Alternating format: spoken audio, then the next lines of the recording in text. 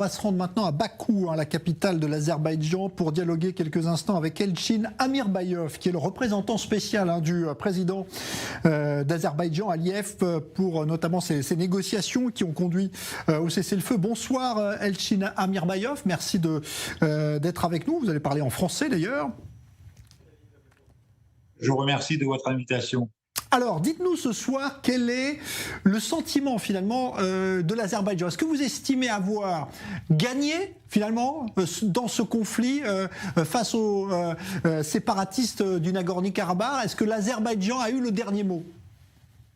Je crois qu'après cet accord qui vise que les séparatistes doivent se dissoudre, et avec cette opération antiterroriste, l'Azerbaïdjan a réussi de rétablir complètement son souveraineté sur cette partie de son territoire, qui est d'ailleurs internationalement reconnue comme appartenant à l'Azerbaïdjan par la communauté, par tout le monde, y compris par la France. Donc, je crois que la conclusion de cet accord, avec toutes les conséquences qui suivent, il s'agit de l'enlèvement de l'obstacle très important sur le voie de la résorption des négociations entre l'Arménie et l'Azerbaïdjan sur le traité de paix. Parce que la présence illégale militaire des forces armées arméniennes sur notre territoire a toujours été un empêchement très important pour la réussite des pourparlers entre les deux pays. Donc, nous estimons que si les séparatistes vont tenir leur parole et vont se dissoudre et vont rendre tous les armements et après ils vont assurer que le reste des troupes de la République d'Arménie quittent le territoire souverain d'Azerbaïdjan, dans ce cas-là, je crois que on aura beaucoup plus de chances pour la réussite des pourparlers entre l'Arménie et l'Azerbaïdjan pour arriver à la signature de traités de paix dont les négociations ont commencé déjà presque un an. Mais ça veut dire que finalement, si aujourd'hui l'intégrité du territoire de l'Azerbaïdjan est respectée, les habitants du Nagorno-Karabakh, ces Arméniens qui vivent là, pourront vivre en paix et en sécurité dans ce territoire d'Azerbaïdjan. Oui, tout à fait. Il faut juste une petite correction. Donc, il n'y a pas de Haut-Karabakh. Aujourd'hui, ça n'existe qu'une région qui s'appelle région de Karabakh, parce que Haut-Karabakh, c'est une création artificielle de l'époque de l'Union soviétique.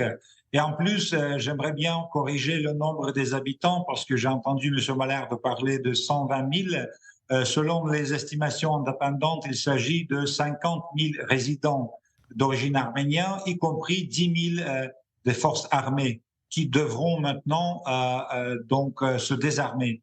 Donc, je crois que c'est très important pour la paix que cet accord soit respecté. En ce qui concerne la population arménienne, bien sûr que demain, on va ouvrir le dialogue entre les autorités centrales d'Azerbaïdjan avec les représentants de communautés arméniennes qui vit aujourd'hui dans les régions de Karabakh, exactement pour discuter avec eux leur avenir et leur réintégration dans l'espace économique politique azerbaïdjanais, parce que je crois que nous, de notre part, on a travaillé beaucoup pour élaborer un plan d'action et qui vise à expliquer aux représentants de ce communauté arménien leurs droits et aussi tout ce qu'on peut les offrir en tant que citoyens de la République d'Azerbaïdjan.